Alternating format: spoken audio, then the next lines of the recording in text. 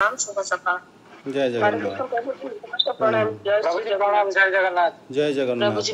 जय जय जगन्नाथ। गुरुर्ब्रह्मा गुरुर्विष्णु गुरुर्देव महेश्वर गुरु साक्षात् परम ब्रह्म तस्मै श्री गुरवे नमः। जय जगन्नाथ। श्रीमद् भगवद गीता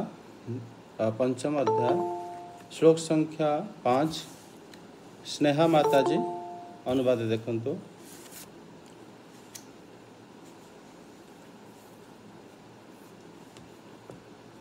यस्यांकैः प्राप्यते स्थानं तद्योगैरपि गम्यते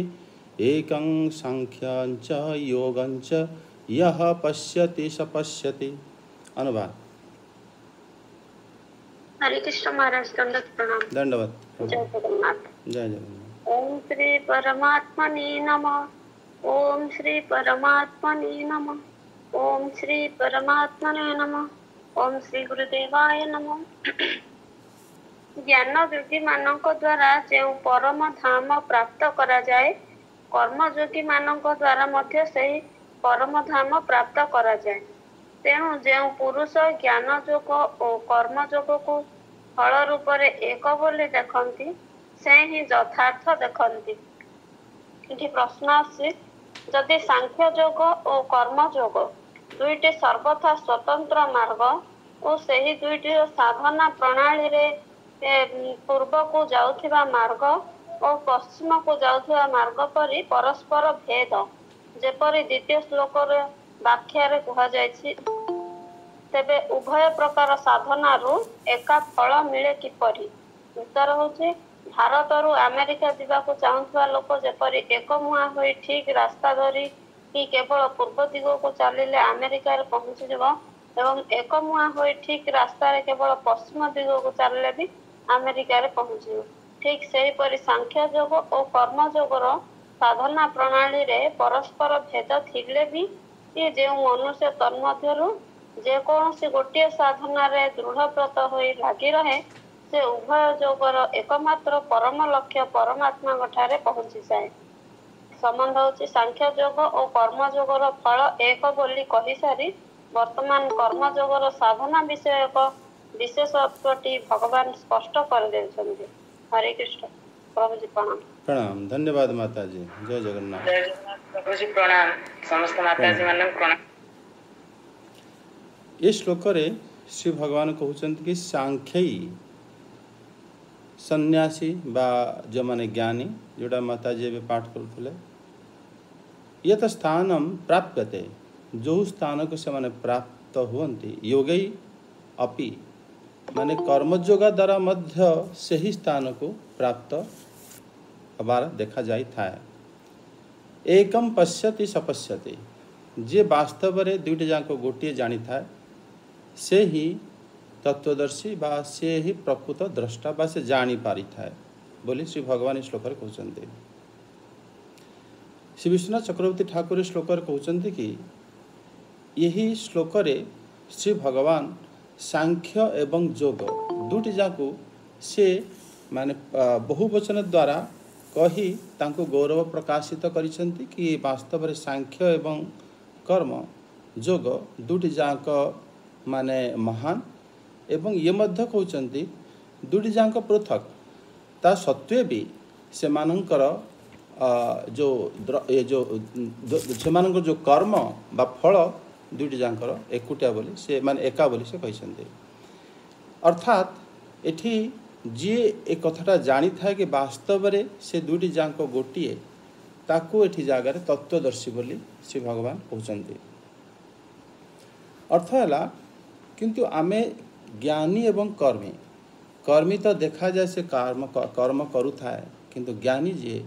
से तो कर्म करे नहीं, कारण से संन्यास नहीं जाए कौन कर्म करे नहीं। दुईटी जाकर फल गोटे किंतु कर्म अलग अलग। ए जगार सरस्वती पाद एठी अलगा ताकू अर्थ को लेकिन बुझाउछन्ति कि वास्तव रे जो माने ज्ञानी होई थांती से गोटे जन्म ही न थांती, से माने अनेक जन्मरु कौन हुअन्ति ना सत्कर्म इत्यादि करी से माने जेतबेले जन्म होती से जन्मरु वैरागी देखाती एवं जन्मरु मध्य माने ब्रह्म को प्रति आकृष्ट हो जाते से माने जेतबेले एभली भाव सत्कर्म करिथांती से देखंतु बहुत लोक माने जन्म ये पृथ्वी जन्म हेले मध्य किछि लोक भगवान के प्रति आपे आपे जन्मरु आकृष्ट हो जाते से भली लोकों को एठी से ज्ञानी बोली कहउछंती कि से माने एते जन्मरु कर्म करी करी से तांकर माने निष्ठा देखा जाए कि से ब्रह्म के प्रति आकृष्ट हो जाते एभली भाव से माने भगवत अर्पित तांकर निष्ठा देखा जाई थाए किंतु जो माने कर्मयोगी से माने उपयुक्त गुरु माध्यम रे से कर्म कले मध्य से फल को नियंती नहीं निजर कौनसी प्रकारर आशा बा निजर कौनसी प्रकारर ता भितर लोभ बा फल को से बिना आशा करी केवल कर्म करते तेणु ये भी माने तीव्र वैराग्य देखाई थांती एवं दुई जन जाक फल गोटे प्राप्त होता जड़े माने ए जन्म रे आम देखते दुई जन अलग कर्म करुँच किंतु जेतेबेले सी माने दुई जन सहित कर्म माने कंपेयर करा जाए कि ये कर्म करुँच एवं से कर्म करूना किंतु फल एकुटा एका केमिति तांको मिलता है ए विषय श्रीधर स्वामीपाद कहते कि जो ज्ञाननिष्ठ सन्यासी द्वारा साक्षात रूप से तांको मोक्ष प्राप्त होबार देखा जाए कि जो कर्मयोगी सी सही स्थान को प्राप्त हो थाए किंतु जो माने कर्मयोगी ही थांती से माने कौन करती ना कौन सी फलर आशा न रखी कर्म करती एवं से माने तेणु से गोटे जगह को प्राप्त कारण फलर आशा नथिबारु तांकर फल जो प्राप्ति हुए तांको कौनसी फल प्राप्ति एथिपाई ही पारि नाही बा से कौनसी जन्म एथिपाई नहीं पारंती नाही कारण तांकर ए भौतिक जगत रे कौनसी फल प्रति आसक्त से माने न थांती तेणु से जन्म नहीं पारंती नाही से माने मध्य सेही जगह को प्राप्त होंती जो जगह को सन्यासी माने सब किछि छाड़ी के प्राप्त ही थांती एठी माने हमर श्री रामानुजाचार्यपाद श्लोक रे कहउचंती कि सांख्य योगी जो ज्ञाननिष्ठ हबाटा तांको आत्म साक्षात्कार बा आत्म ज्ञानर फल तांको प्राप्त होता है आउ से भली भाव रे जो माने कर्मयोग रे निष्ठा रखि थांती सेमान को मध्य आत्मज्ञान फल प्राप्त होता है कारण कर्मयोगी मध्य से कौनसी प्रकार कर्मर फलर आशा न रखी केवल कर्म माने करी चलती इंद्रिय गुड़िक मिली बोली से कर्मटा को करिकी से समस्त भल पाई काम करती कारण निजर आशा किसी न थाए से जो कामटा करेंगे आख पाख पड़ोशी बा भगवान से जानते भगवान सर्वत्र अवस्थित तेणु ये कर्म समस्त को यार फल को प्रदान कर दौची एभली भाव से जो कर्म कर चलती से मध्य आत्मज्ञान प्राप्त होता है कि मु वास्तव में मोर स्थिति कौन एभली भाव जो से माने दुई जन जाकर माने कार्य एभली होइथिबारु से माने मध्य फल एका फल तेमानकु मिलता है तेणु एठी से मानकु श्री भगवान पंडित कहते श्री शंकराचार्यपाद श्लोक कहते जो माने एठी अज्ञान प्राप्ति पायोतेन ईश्वरे सामर्प्य कर्मणि जो पुरुष कर्मर फल को चाहे नहीं से वास्तव में ईश्वर को समर्पण करिथा एवं एभली भाव से ज्ञानर माने प्राप्तिर उपाय को से अनुष्ठान करिथा वास्तव में एठी श्रीपाद शंकराचार्य कहते से कर्म कले मध्य वास्तव में से ज्ञान को आहरण करिथा से ज्ञान पाइबार जेमिति ताकु गोटे रास्ता मिल जाए कर्म योग तेणु से मोक्ष फल को से प्राप्त होता है एभली जदि जेतेबेले जदि दुई जन जाक गोटे किंतु श्री अर्जुन जेतेबेले प्रश्न करथिले कि वास्तव में दुई जन मध्य श्रेष्ठ कोटा पूर्व प्रश्न कर सारी किंतु सेतबेले श्री भगवान माने जो कर्म को श्रेष्ठ कही तार कारण है ज्ञान रहित जो सन्यास अपेक्षा कर्मयोगी श्रेष्ठ जनकर ज्ञान प्राप्त है ना किंतु से सब किसी छाड़ी सन्यास हो गले जितेबले यही अवस्था कौन हुए କିଛି ଦିନ ପରେ ଆମେ ସେତେବେଳେ ଡିସ୍କସ୍ କରିଥିଲେ କିଛି ଦିନ ପରେ ପୁଣି ସେମାନଙ୍କର ଭୋଗ ଲାଳସା ଆସିଥାଏ ପୁନର୍ବାର ସେଇ ବସ୍ତୁ ଗୁଡ଼ିକ ସେ ଗ୍ରହଣ କରନ୍ତି ଯେମିତି ଆମେ ବାନ୍ତି କରିକି ପୁଣି ଚାଟିବା ସେଇଭଳି ଅବସ୍ଥା ତାଙ୍କର ରହୁଥିବାରୁ ଶ୍ରୀ ଭଗବାନ ସେତେବେଳେ ଶ୍ରୀ ଅର୍ଜୁନ ଦେବଙ୍କୁ କେବଳ କର୍ମ ନିଷ୍କାମ କର୍ମ ଶ୍ରେଷ୍ଠ କାରଣ ସେଥିରେ ପତନର ସମ୍ଭାବନା ନଥାଏ କିନ୍ତୁ ଯେଉଁମାନେ ବିନା ଜ୍ଞାନରେ ଅନେକ ଜନ୍ମରୁ ଯେଉଁମାନଙ୍କର ସତ୍କର୍ମ ଏକାଠି ହୋଇଯାଏ ସେମାନେ ଜନ୍ମରୁ ସେ ବୈରାଗୀ ଦେଖାନ୍ତି ଏବଂ ଶ୍ରୀ ଭଗବାନଙ୍କ ପ୍ରତି ଆକୃଷ୍ଟ ହୋଇଯାଆନ୍ତି ସେମାନେ ସନ୍ନ୍ୟାସୀ ନେଇଯାଆନ୍ତି ଏବଂ ତାଙ୍କର ଜ୍ଞାନ ମଧ୍ୟ ସେତେବେଳେ ପୂର୍ଣ୍ଣ ଅବସ୍ଥାରେ ଥାଏ କିନ୍ତୁ ଜ୍ଞାନ ଯାହାର ଜ୍ଞାନ ନାହିଁ ସେ ଖାଲି ଲୋକ ଦେଖାଣିଆ ଯେତେବେଳେ ମାନେ କର୍ମ ସନ୍ନ୍ୟାସୀ ହୋଇଯାଏ କର୍ମଟାକୁ ଛାଡ଼ିଦିଏ ସେମାନଙ୍କର ମାନେ ଅସୁବିଧା ଥାଏ କି ସେମାନେ କେବେ ବି ମାନେ ଯେଉଁ ବିଷୟ ଭୋଗକୁ ପୁନର୍ବାର ସେମାନେ ନେଇପାରନ୍ତି ତେଣୁ ୟାକୁ ଶ୍ରୀ ଭଗବାନ ସେତେବେଳେ କହିଥିଲେ କି କର୍ମଯୋଗ ଶ୍ରେଷ୍ଠ କିନ୍ତୁ ଯେଉଁମାନେ ଜ୍ଞାନ ସହିତ ସନ୍ନ୍ୟାସୀ ଯେଉଁମାନେ ବାସ୍ତବରେ ଜ୍ଞାନକୁ ଆହରଣ କରି ସବୁକିଛି ଛାଡ଼ିଛନ୍ତି ସେମାନେ ଏବଂ ଯେଉଁମାନେ କର୍ମଯୋଗୀ ଯେଉଁ ନିଷ୍କାମ କର୍ମ କରୁଛନ୍ତି ବାସ୍ତବରେ ଦୁଇ ଜଣ ଯାକ ବ୍ରହ୍ମ ଜ୍ଞାନକୁ ଆହରଣ କରିଥାନ୍ତି ଏବଂ ଦୁଇ ଜଣ ଯାକର ଗତି ମଧ୍ୟ ଗୋଟିଏ ହୋଇଥାଏ କାରଣ ବ୍ରହ୍ମ ଏକ ତେଣୁ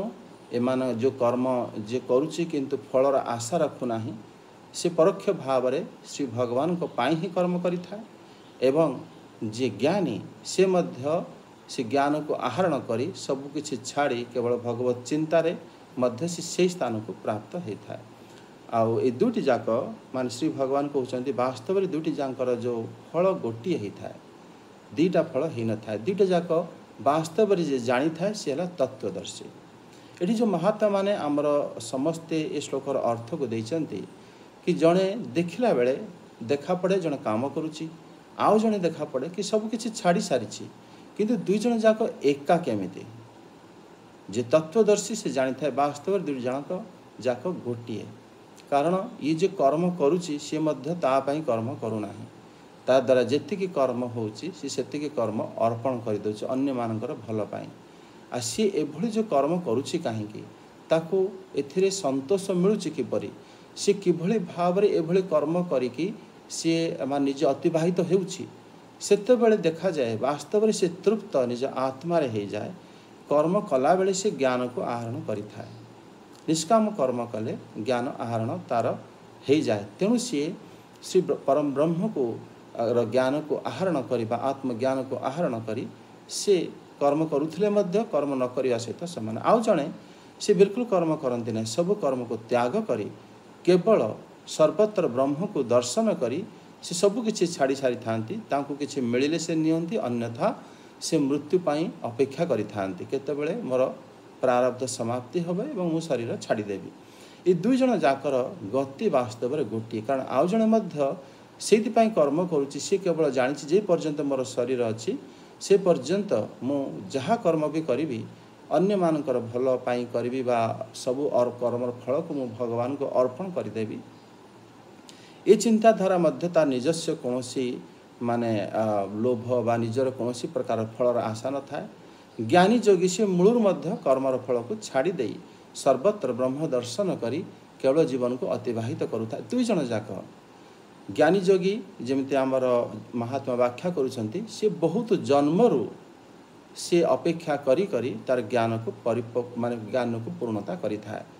ଏବଂ ଆମେ ଦେଖନ୍ତି କି ଏ ଜନ୍ମରେ ସେ ମାନେ ଜନ୍ମ ହଉ ହଉ ସେ ସନ୍ନ୍ୟାସୀ ନେଇଗଲା ଏବଂ ବୈରାଗ୍ୟ ହୋଇଗଲା ଆଉ ଜଣେ କର୍ମଯୋଗୀ ଗୁରୁଙ୍କ ଦ୍ୱାରା ଉଦ୍ଦିଷ୍ଟ ହୋଇ ସେ କ'ଣ କରେ ନା ତାର କର୍ମର ଫଳର ଆଶା ନ ରଖି କେବଳ ଶ୍ରୀ ଭଗବାନଙ୍କୁ ଅର୍ପଣ କରିବା ପାଇଁ କର୍ମକୁ କରି ଚାଲିଥାଏ ସେ ମଧ୍ୟ ସେହି ଫଳକୁ ପ୍ରାପ୍ତ ହୋଇଥାଏ କାରଣ ଦୁଇ ଜଣ ଯାକର ଉଦ୍ଦେଶ୍ୟ ଗୋଟିଏ ଥାଏ ଇଏ କର୍ମ କଲେ ମଧ୍ୟ ନିଜ ପାଇଁ କରେ ନାହିଁ ସେ କର୍ମ ନ କଲେ ମଧ୍ୟ ସେ ନିଜ ପାଇଁ କିଛି କରନ୍ତି ନାହିଁ ତେଣୁ ସେ ଦୁଇ ଜଣ ଯାକ ଏକି ଚିନ୍ତାରେ ରହୁଥିବାରୁ ଦୁଇ ଜଣ ଯାକର ଗତି ଏକାଇ ହୋଇଥାଏ କିନ୍ତୁ ଦେଖାଯାଏ ଜଣେ କର୍ମ କରୁଛି ଆଉ ଜଣେ କର୍ମ କରୁନାହିଁ ତେଣୁ ଏଠି ଶ୍ରୀ ଗୁରୁଦେବ ତାଙ୍କୁ ସେ ତାଙ୍କର ଉଦ୍ଦେଶ୍ୟ ନେଇ ତାଙ୍କୁ କର୍ମରେ ନିୟୋଜିତ କରିଥାନ୍ତି କାହାକୁ ସନ୍ନ୍ୟାସ ମଧ୍ୟ ପ୍ରଦାନ କରିଥାନ୍ତି ତେଣୁ ଏସବୁ ମାନେ ଶ୍ରୀ ଭଗବାନ କହୁଛନ୍ତି ବାସ୍ତବରେ ଏକଂ ସାଂଖ୍ୟଂ ଚ ଯୋଗଂ ଚ ଇହ ପଶ୍ୟତି ସ ପଶ୍ୟତି ଯିଏକୁ ଜାଣିଥାଏ ବାସ୍ତବରେ ସେ ତତ୍ତ୍ୱଦର୍ଶୀ ଜୟ ଜଗନ୍ନାଥ ହରି ବୋଲ।